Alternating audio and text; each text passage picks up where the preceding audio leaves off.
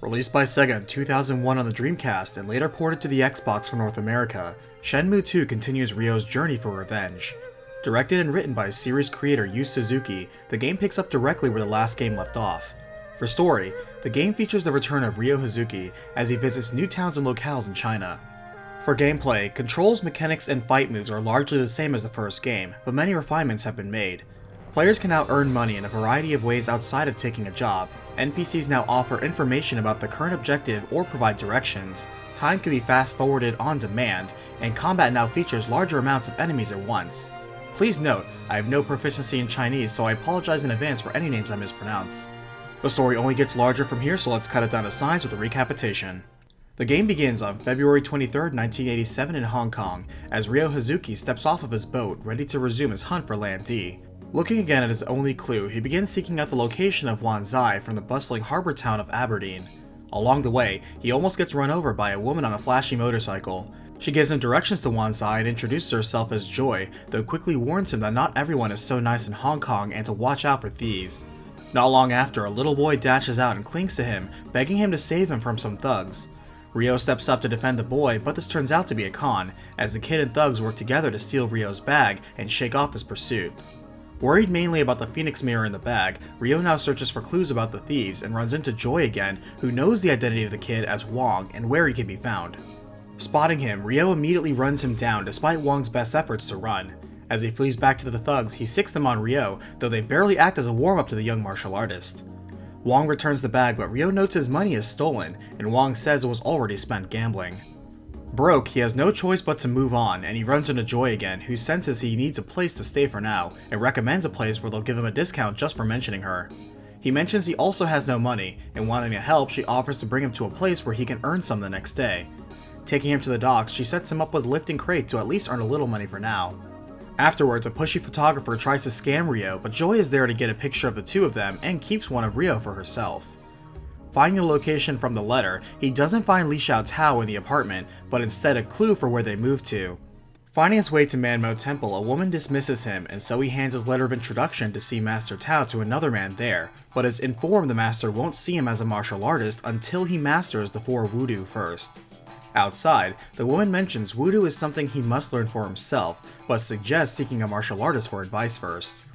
Searching about, he meets an old man named Zhan Min, practicing Chen Tai Chi, who teaches the balance of weaving softness into force.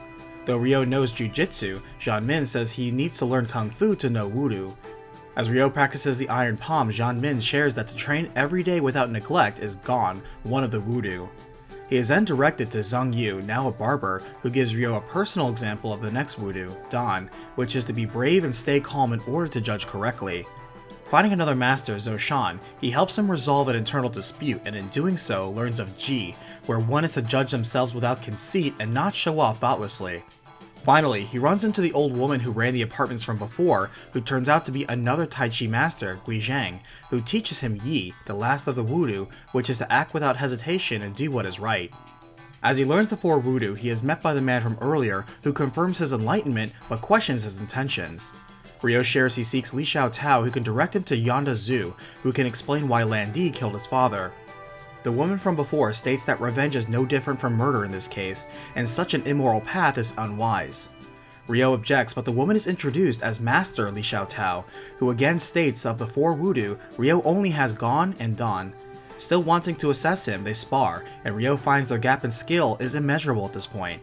She hands him a map to a location to visit later, and tells him her real name of Zhu Ying, though Ryo has biases to get past first before he can strengthen his weak Kung Fu. She allows him to stay in her apartment for now, but doesn't agree to telling him about Yanda Zhu just yet. The next day, Zhu Ying's assistant Fang Mei informs him to meet the master in the library, where he assists the temple with various tasks. On the side, Ryo asks around town for Yanda Zhu anyways, and learns he wrote a book called the Ulan Shu, and that book is kept in Zhu Ying's library. She denies him access to it, stating he isn't ready to see it yet, and proving it by watching him try and fail to catch a single falling leaf. Too impatient to claim his revenge, she advises him to calm himself to the point where he can focus and catch leaves consecutively, and then he will be ready. Doing so, she allows him to see the book, and reading it, Ryo recognizes a name, Sun Ming Zhao, whom Landy mentioned. A strange note also falls from the book from Yanda Zhu, but Ryo doesn't understand the clue for now. Investigating, he learns it's a Chawan sign, or a code martial artists use to communicate to each other. Thinking to ask Wei Zhang, she explains how to decode the message, as it's a signal to announce one is a friend to Yonda Zhu. Trying it out, Ryo meets a man who serves Zhu, though finds out he is not the only person looking for him. As Ryo deals with the ambush, the man is captured as Ryo hurries to rescue him. As Zhu Ying observes from the shadows, the man recognizes the note Ryo hands him from Zhu and knows of his father. He introduces himself as Zheng and laments how the Chiyomen's power has spread to Japan already, but unfortunately does not know where Zhu currently is. However, Ryo can probably find out more by finding and helping Ren of Heavens, who is a rival to Don Yu of the Yellowheads who is hunting Zhu. Zhu Ying objects to Ryo's persistence on revenge, as the point of the martial arts is to help people, but Ryo still refuses to listen. Going to the pier, Ryo kicks down the door to Ren's hideout, but finds himself quickly surrounded and overwhelmed by the numbers. The next thing he knows, Ryo wakes up on the wharf under the care of Wong, who happens to also be a member of the Heavens. Wong chooses to assist Ryo in meeting Ren by giving him a lighter that will allow him entry past their gate, and trying once again, Ryo manages to meet Ren face to face. Though Ren tries a sneak attack on Ryo, Ryo is quick enough to see through it and force Ren to give him the location of Zhu. However, Ren tricks him again into helping him bust an enemy hideout.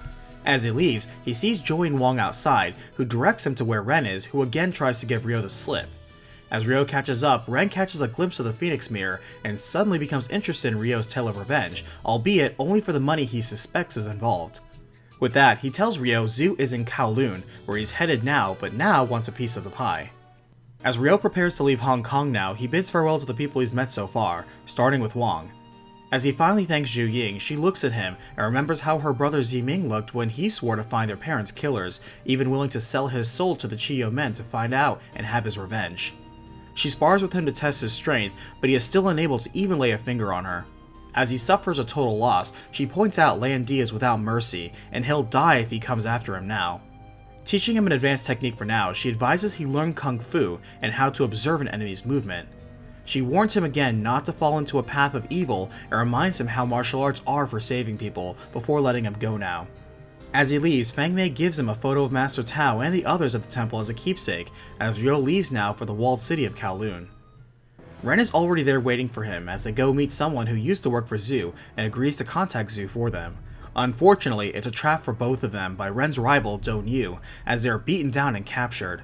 While cuffed, they trick the guard and break out of their prison together, as Ren now thinks chasing Zhu isn't worth the trouble. However, when he learns Ryo is chasing Landy of the Chiyo men, he warns him about the dangerous group, but is interested in the potential money again. Getting back to his hideout, Wong gets them free, and Ren is focused on getting revenge on the guy who set them up. They find Joy outside, who is upset at Ryo for not telling her he left Hong Kong, but Ren interrupts them to keep them focused on finding Zhu. They stalk Don Yu's assistant Yuan, rescue an informant she was keeping, and finally learn Zhu's location alongside gaining a key. Traversing a dangerous derelict building, they find a hidden room where beyond they finally find Zhu, but Yuan and Don Yu followed them too, hurling them out a nearby window. Ryo survives the landing and beats past the thugs in wait, but Don Yu crashes the scene himself and easily knocks out Ryo. However, just in time, Zhu Ying arrives to not only handle Don Yu, but also rescue Ryo. As he wakes up, Zhu Ying takes him to the church and orphanage where she and her brother grew up in, and mentions how Zhu was taken by the gang. She also mentions how her brother also once sought revenge for her parents' killers and lost himself to the path of evil. Undeterred, Ryo returns to Ren's hideout where Joy finds out where Zhu was taken, and it's brought up that Zhu was kidnapped by order of the Chiyo men. Hearing this may lead to Landy, Ryo heads out to the Yellowhead's hideout, though while looking for it, is hailed by a master who teaches him to sense his opponents without relying on sight. The man is actually an old friend of his father's and chooses to help Ryo. He thinks to let Ryo get scouted by the Yellowheads in order to infiltrate, and as Ryo fights his way through the ranks of the underground fight clubs, he earns entry into the building. Sneaking up the floors alongside Ren, they climb the many floors of the buildings, beating up the gang members, defeating Yuan, and avoiding Don Yu. Making it to the hidden basements of the building, Ryo finds Joy has been captured as well, rescuing her from a powerful martial artist named Master Baihu. Now taking an elevator to the top floor, Joy reveals Wong was also taken there when they both tried to break in and help Ryo.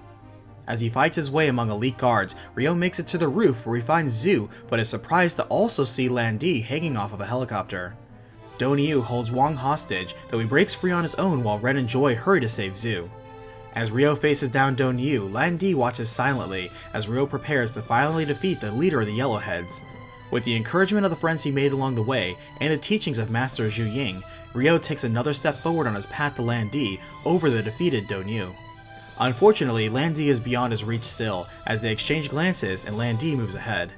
Taking Zhu with them to Ren's hideout, Zhu finally reveals why Landy killed Ryo's father, and it turns out to be the same reason as Ryo: vengeance. In truth, Landy was avenging the death of his father, Sun Ming Zhao, as Landy's real name is Long Sung Zhao, and believes that Iwao Hazuki, Ryo's father, killed him. Ryo refuses to believe this, but Zhu points out it is true Zhao died, and the mirrors Iwao had were taken from Zhao. What more, Zhao was actually Zhu's best friend and a powerful martial arts master. Now speaking of the mirrors, when the two are paired together, they form a key that will unlock the treasures hidden away to revive the Jing dynasty. With some smoke, he reveals the trick to the map within the mirror, which indicates the location of the treasure, but they need the second mirror to get the exact location. He advises Ryo travel to Bailu village in Guilin, where both Zhao and Iwao trained when they were young and where the mirrors were crafted. Landy is already on his way there, so Ryo wastes no time to do the same.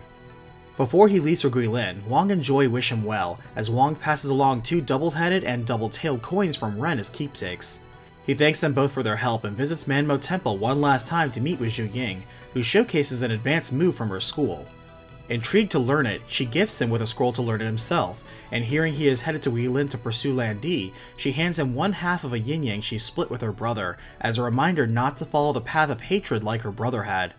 Ryo assures her he won't die, and believes her brother is alive as well, as he bows one last time to her and takes his leave.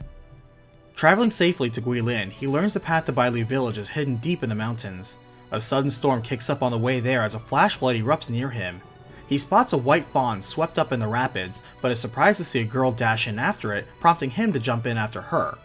The girl grabs the fawn, but Ryo manages to grab them both without all 3 of them drowning. As they make it out of danger and the storm, the girl thanks him for saving them both, explaining the white deer is her village's guardian, revealing she is from Bailu village, and introducing herself as Shenmue. She offers to guide him there, and notes how interesting it is that he comes from a faraway land to the east. As they pass many trees in bloom, Ryo asks what kind they are, as she explains them to be fragrant olive trees, for which Guilin village is named for. They need to cross 2 mountains to get there, and while they camp for the night, they converse and learn more about each other's very different lifestyles. Crossing more forests, streams, and cliffs, they still have a bit further to go to the village, but pass by Shenhua's house and so rest a bit. He notes the massive tree outside her home, and she explains it's called a Shenmue tree, and she is named after its flower, Shenhua. As they talk more, Shenhua mentions how she lives with her father, but her real father died with her mother, and Ryo mentions he feels something strangely familiar about the Shenmue tree somehow. As she invites him to make himself at home and stay for the night, Ryo notes her father has diagrams of the Phoenix and Dragon mirror for some reason. Shenhua states these drawings have been in her family for generations, and recognizes the material of the mirror to be Phantom Riverstone, a material found only in Bailu village.